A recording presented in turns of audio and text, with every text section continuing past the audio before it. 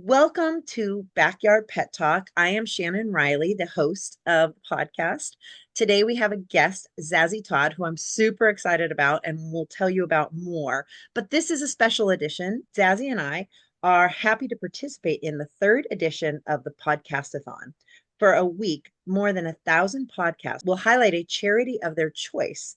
And we will be highlighting Ripple Effect Animal Project that's based in Napa, California. And today I have the pleasure of talking to Zazie Todd and sharing with you many of the things that I already know about her. She's an amazing author and scientist and animal expert. So, Zazie, I'm going to let you kind of tell us before we get into the studies, which I'm very excited about. Tell us just briefly about your books, which are behind you, which are so lovely displayed, and a little bit about you, so our listeners who maybe have never met you are kind of more aware of what you do, and then we'll jump into some new studies. Okay, well, thank you for having me on the show because I'm delighted to chat with you again. So, I have a PhD in psychology, I have a scientific background, and then I'm also a dog trainer and a cat behavior person. So, I'm the author of three books. Bark, The Science of Helping Your Anxious, Fearful, or Reactive Dog is my latest. And I've also got Wag, The Science of Making Your Dog Happy, Purr, The Science of Making Your Cat Happy. And I write a blog called Companion Animal Psychology where people can find tons of information about dog and cat behavior.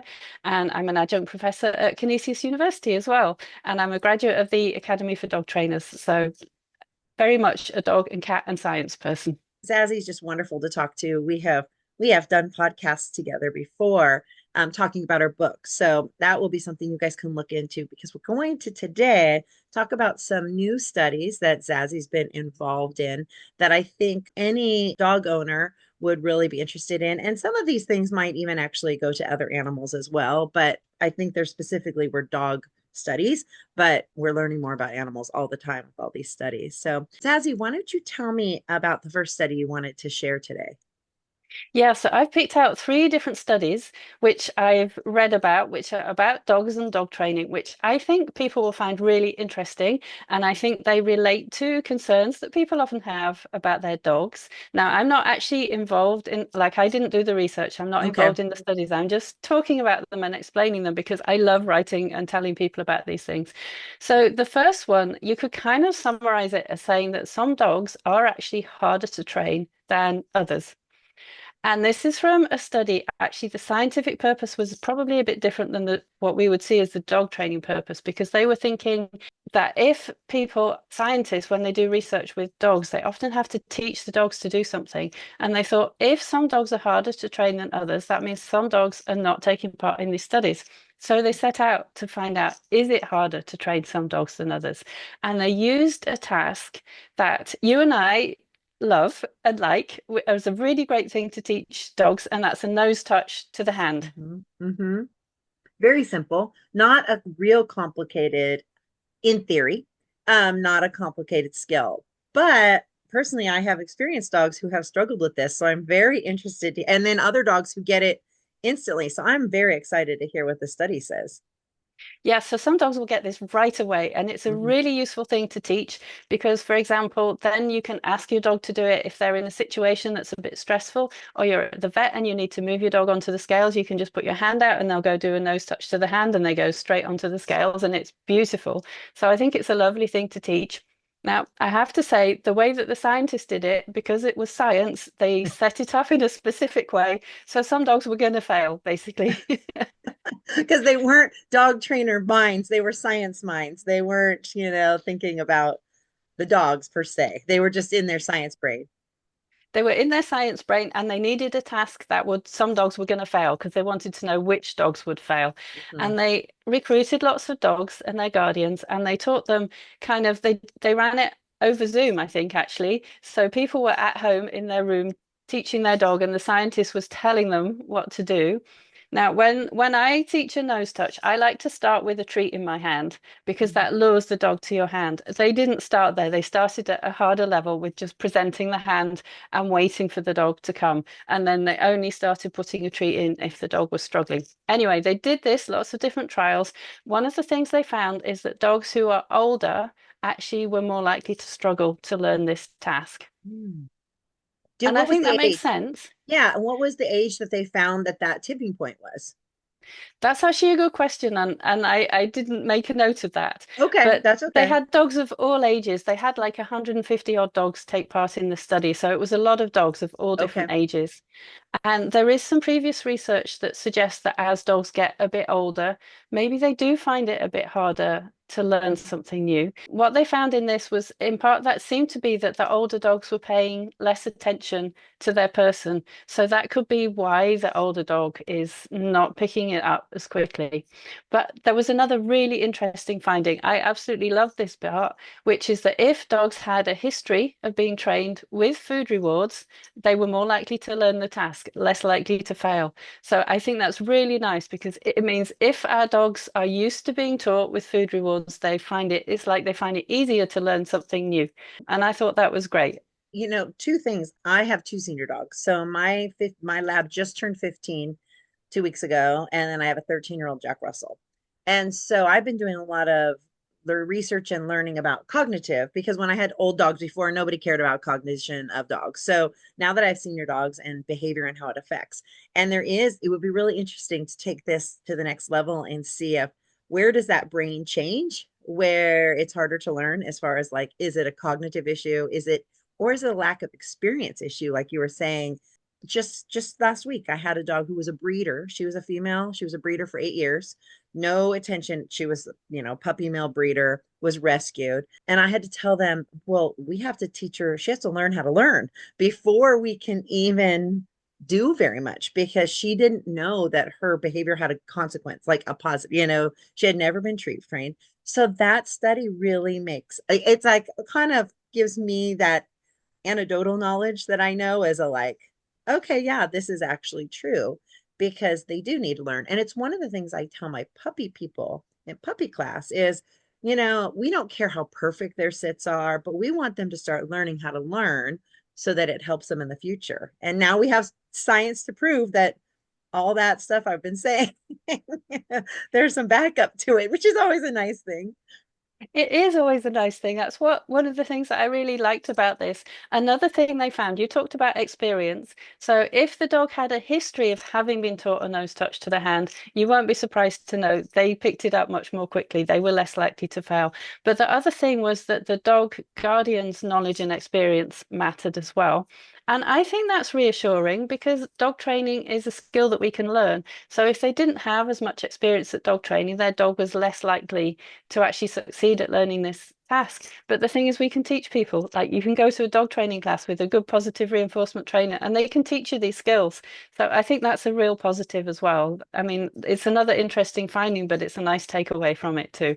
It is true. I just had a conversation with someone. Actually, I was on a radio show and she was saying, well, how do you train, these things and how do you do classes? And I'm like, well, do you teach the dog? She's asking me all these questions. Like, well, actually, we teach the people. And I said, I'm really actually a human trainer. Like, if we really get down to business, I'm a human trainer, so I can train people how to be with their dog. But no one's going to go Google human trainer for dogs online. So so we call ourselves dog trainers and behavior consultants and things because humans won't look at it from the perspective of what it really is us teaching people how to teach their dogs. Yeah. And it is. And the more experienced they are, the faster they pick up the skill, the faster the dog can pick up the skill. That makes a lot of sense. Yeah, so I think, like, from the scientific perspective, it's telling us that when scientists design studies, they really need to think about which dogs they're including because some dogs maybe won't be able to learn tasks if they're teaching them things or won't learn it in the time that's available because there's always limited time. But then for the dog guardians, I think it just confirms like maybe you have a dog that you think is harder to train than your previous dogs. I've heard a lot of people say that. Well, it could actually be the case, perhaps. Right. So I think that's a helpful thing to know. And then this idea of using food rewards. I always love talking about food rewards as the best way to train dogs. Of course, there are times when we can use toys or life rewards or whatever as well. But it's really interesting that in this study, it's the food rewards rather than other types of reward, a history of that made a difference. So that's great. So I that's, love that. I love that. yeah. I think that's great. Yeah. And so then you have another study that is about adolescent dogs. Is that correct?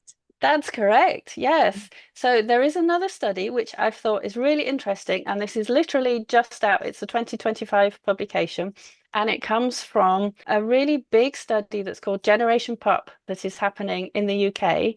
And it's run by Dogs Trust. And the research that they're doing, they've enrolled thousands of dogs and they're aiming to enroll up to 10,000 puppies at the point at which they arrive in their new home. So the puppy guardians, obviously, it's the puppy guardians they're enrolling, but they fill out questionnaires about their puppies, and they've got thousands now. And this is for puppies in the UK and the Republic of Ireland. And they looked at behavior issues and training methods throughout the first year of the puppy's life. So people taking part in this study, they complete a questionnaire when they get the puppy, and then there are various other questionnaires, I think at 12 or 16 weeks, and at 6 months, 9 months, and 12 months. So you can imagine the puppies don't have many behavior issues. Puppies are quite Yes. easy. Yes. And then as they get older, by the time they get to 12 months, there's a lot more behavior issues. For sure. For sure. Which we might expect. But again, this is one of those things that dog trainers talk a lot about adolescent dogs, and that we have a sense that adolescent dogs can sometimes be a bit more tricky, have more behavior issues. And there isn't a huge ton of research on it. There is another piece of research that found that. So this ties in with that. And they actually found by 12 months, 41% of people were saying that their dog had a behavior issue, Mm. which is quite a Yes. lot. And because I teach puppy classes, and I teach a puppy class 1 and 2. So for the babies, 8 to 16 weeks or so, and then they get to continue if they choose to do a second series of 6 weeks. So I get to see them all the way through about 8 months or so. And then sometimes they're still in classes, my other classes, or they board with me. And really, it does. I start to see things, around 8 months, maybe 10 months. They're calling me because of different issues. And, I've always just sort of course, because they're adolescents, they're like teenagers, they start, their brains are transitioning from being puppies to adults, and there's all this crazy. But I'm super interested because I see it and we know it. I love it when science backs our anecdotal evidence, when we're like, I've noticed that. And then when you have science that backs it up and doesn't say, no, you're wrong, it's really kind of helpful. So tell me more about, like, what did they find with this as they became adolescents? Yeah, so the behavior problems were very common ones that, we're used to seeing all the time. So it was barking and it was pulling on leash and it was not coming when called. Those were the most common, and a Mhm. whole range of different issues.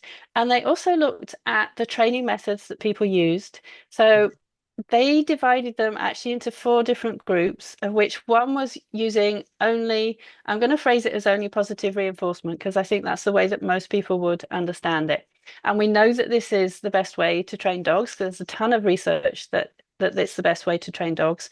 And then they had these three other categories that use different degrees of what we call aversive methods. So that might be yelling at the dog or tugging on the leash and things like that. Um, and so most people, well, there was a small group that throughout the whole time they only use positive reinforcement to train their dog. That's brilliant because that's the best way to train a dog. It doesn't have the risks of using aversive methods. But the other thing they found was that over time, like most people started with the positive reinforcement, but over time, people were more likely to start adding in aversive methods. Mm. So that's a shame. And they can't tell from this research whether it's something to do with the person is not knowing how to deal with the behavior issues, so they're more likely to switch. I think that's quite likely. So it really suggests that people with an adolescent dog maybe need a bit more support or a Hmm. bit more advice on what to do and how to deal with these behavior issues in a way that doesn't use aversive methods. That is really interesting as I think about my experience, of many, many years of, people do, they start off in the cute little puppy and they're fine, using their food and their clicker or whatever, and then, the dog is a little puppy jumping person, say, and they're just like, okay, maybe they push them or something. And then the lab turns into, not a 10-pound puppy jumping, but a 100-pound jump. And then they start to do more knees, or they might do more, aversive methods to stop the jumping. And, had never really thought about how that could be a piece of what makes adolescence even more challenging. And they didn't really come into any final conclusion from this study. Is that correct? Just because there was this outlining, maybe the change of training method changed?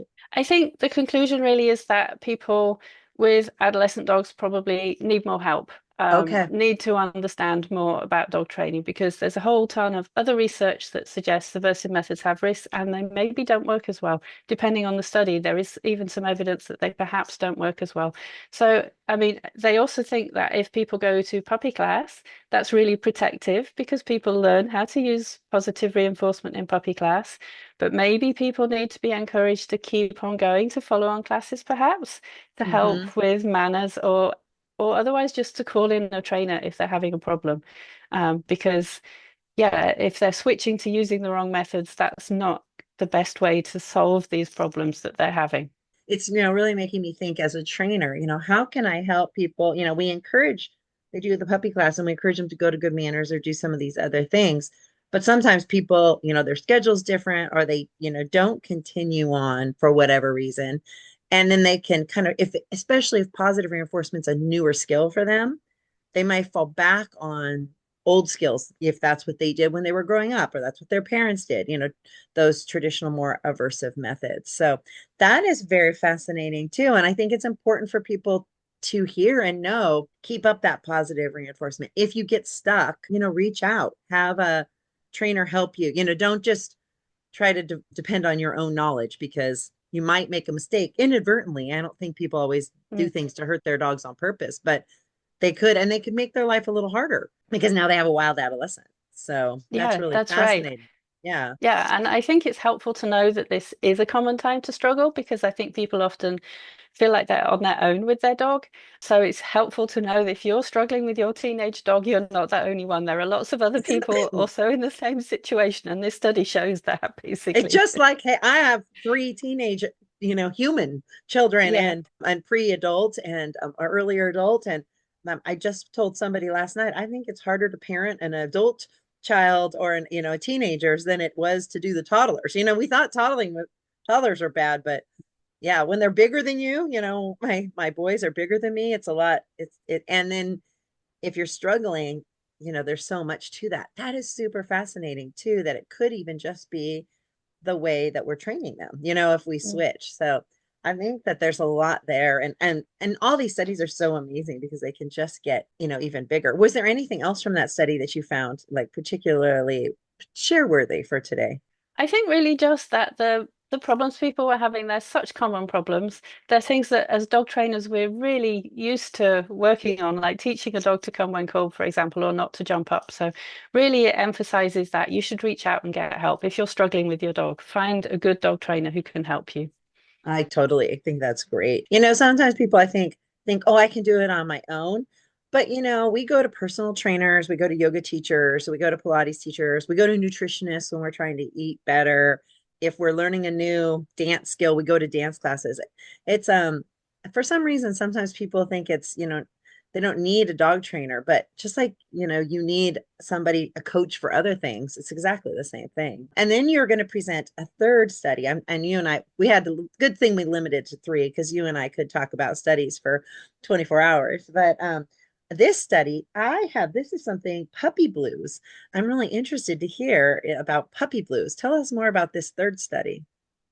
Well, this is a study that actually came out last year, and I thought it was really interesting because, again, it's a study that looks at something that people talk about quite often. And in this case, there's been very little research on it at all. So we know that sometimes people get a puppy, like it's really exciting to get a puppy, but it's also a lot of work because you have to think about socializing the puppy. You have to think about house training them. You're well advised to find a good puppy class to help with all of that. And you have all the early vet appointments, and there's a lot to do with the puppy. So we've heard anecdotally people talk about some people really struggling and thinking, why did I bring a puppy home? This is too much. Yes, that's fascinating. So that's what this study is. It's about humans, almost like getting a postpartum depression and having a baby. Is it something similar to that? It's kind of similar, yes. So They started just by asking people about what it was like and what the problems were when they had a puppy. And they actually, so it was a very scientific study. They used that data to devise a scale that can be used in future tests. And they tested the scale and it all worked out.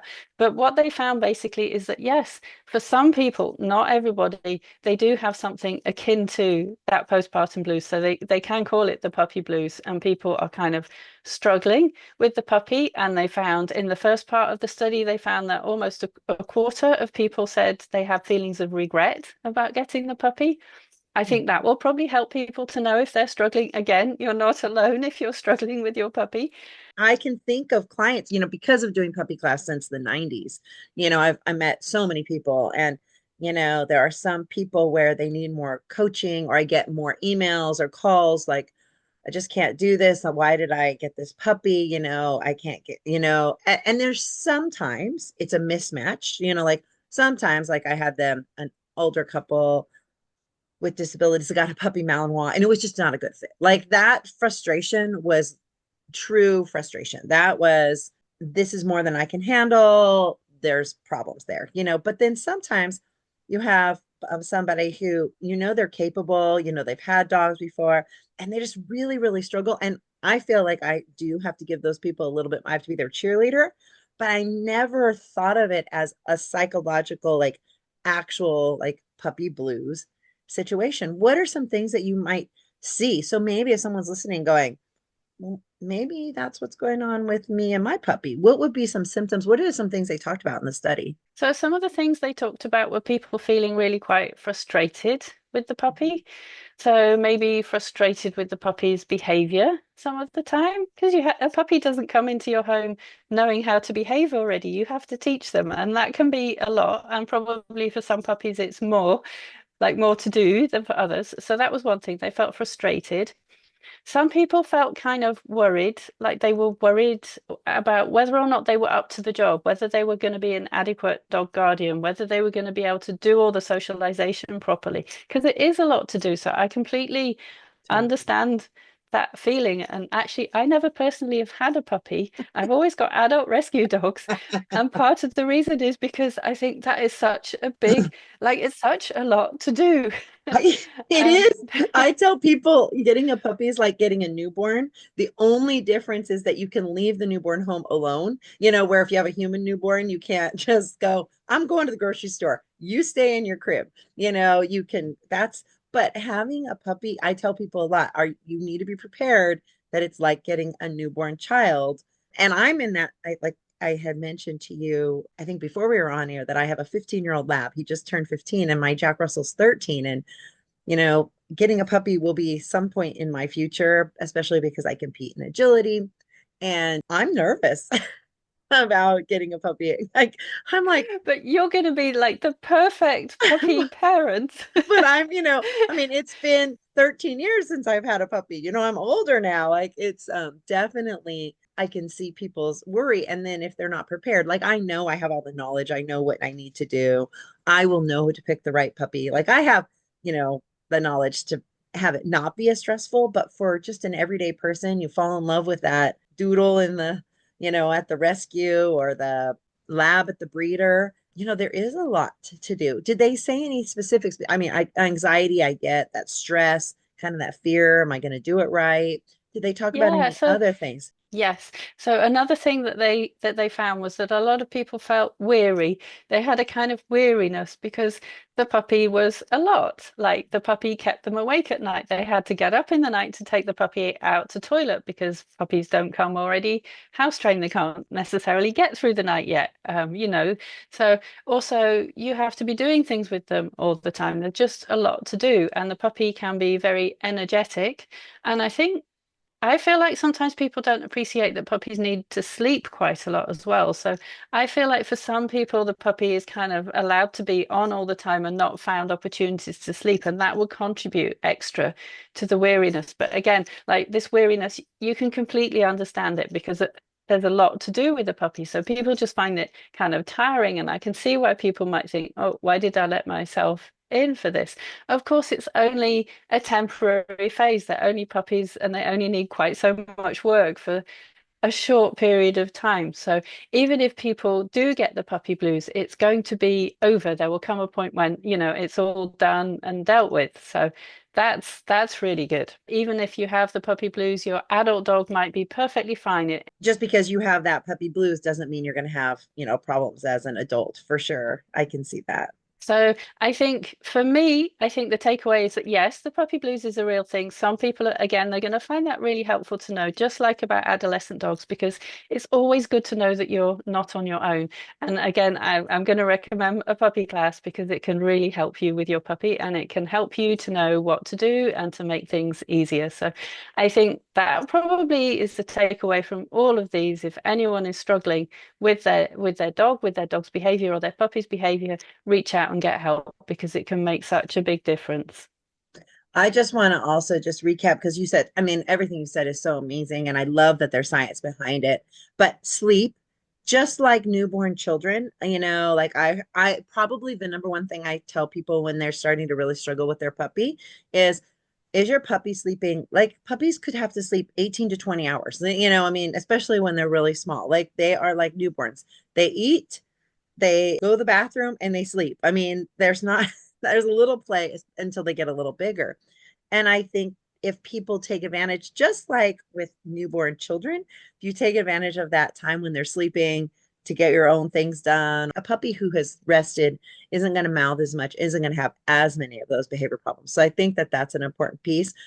But I love because so many times people feel like they're alone. And isn't that true, like just in life? Like when we start to share secrets or share our worries and share an experience that we've gone through, somebody else says, "Oh my gosh, I did that too." And now you've, brought people together. And then somebody else says, "Oh, I thought I was the only one who hated my puppy." And then they don't feel alone anymore. And then that not feeling alone allows you to move forward, to do better things, to make better choices, or to have some compassion for yourself and empathy for yourself, of having a puppy is a lot of work and having an adolescent is a lot of work, and getting a dog from a shelter who, maybe an adult dog who hasn't had training, that's going to be a lot of work. But like you said, if you get a professional positive training so that they don't have to deal with the aversives, we could really help a lot of dogs just by these, three studies really make people not feel like they did a bad thing. Because I think sometimes people say, I messed up my dog. Like I hear that a lot. I messed up my dog, or, and really it's just part of the process, and getting the right help, really can make a big difference. I think that those are fascinating studies that I think could really help listeners and people. And hopefully, the studies will get out there more so people just don't feel alone. For a long time, we didn't study dogs at all, which was always fascinating to me that why are we not studying dogs? They're like in our house, we live with them. And then when the first study started, sometimes they were really abstract things, that scientists care about, but pet owners or pet guardians don't care about, or dog trainers, that aren't nerdy scientists, that just want to help dogs don't care about. These are like really good concrete studies that can help everybody who has a dog, not, just the really high level academics. And so I think these are really great. Yeah, I think they're really interesting. And I think it's really nice that scientists are paying so much attention to dogs now. And I apologize if you can hear my dog barking in the background right now. And it's really useful and it's really interesting that they're not just studying esoteric things, they're studying things that are relevant to our everyday lives with dogs. And we're learning so much more. And that can improve how we interact with dogs. And I think that's brilliant. Exactly. I agree. Oh, well, like as always, Azzy, we could talk forever and ever about things. And I'm sure it's a good thing you found just three studies, or we would be here all day because I would want to just keep talking to you. But for our listeners too, Zazzy's amazing. She has really easy to read books that are really information full. I just love them. She has Purr, Bark, and Wag. And so you can check out all of those books too if you're really fascinated with this. Plus her blog, Zazzy's really great. This is where I'm not always good about keeping up in writing. I do so much more in person and videos that I don't always have time to do the writing, but your blogs are lovely. So you can check out Zazzy's blogs. And the more we know, I feel like I'm a little bit going back in the 80s, the more you know, PBS special, but it really is. I'm aging myself here, but the more we know, the more we can help our dogs. And we need to just keep an open mind, about how things change and how things are in the positive. We don't have to continue training how we did 100 years ago. We can do so many more things and prevent problems from happening that way. So I just love that there's more studies going on to help encourage that. Is there anything you'd like to add, Zazie, before we end our talk today? No, I think that's all about those studies, but I'll just say it's always such a pleasure to chat with you. It's really fun, and I do feel like we could talk about dogs all day long. So yes, it is a good job. There's only three studies we mentioned today. Exactly. So, and Zazie and I have other podcasts at my website, trulyforcefree.com. We talked about, I think we've talked about all three books, Wag, Purr, and Bark, I think. And so, and I just love talking to Zazie about other things. So, but what we do want to do is make sure that we also honor this podcastathon that Zazie and I are participating in. So, as we wrap up this special episode, as part of the Pet Podcastathon. If you enjoyed it, feel free to visit www.podcastathon.org to discover hundreds of other associations through their voices and talents of amazing podcasters. If you would like to make a donation to the charity that we are sponsoring, that you can donate it at the Ripple Effect Animal Project. And you can visit their website, which is Ripple Effect Napa rescuegroups.org. So, and if you look up Ripple Effect Napa, you can find it. If you just Google it, and then if you check out the podcastathon, you can check out more. And if you're on here from the podcastathon, check out other podcasts because they're of all different topics, not just dogs. There could be so many different things. I'm really looking forward to checking out all the different podcasts as well. So, but as always, Zazie, it's such a pleasure to have you. I hope that this helps people know how to have more kindness and empathy and compassion for their pets because my mission statements are always include having empathy and compassion for your animals but yourselves too because we need it. We need to have compassion and empathy for people and their and pets. This just helps build that. When you have understanding, you can have more of that empathy. So thank you so much for being here and being part of the podcastathon with me. Thank you. It's my pleasure. All right, and we'll talk to you guys next time.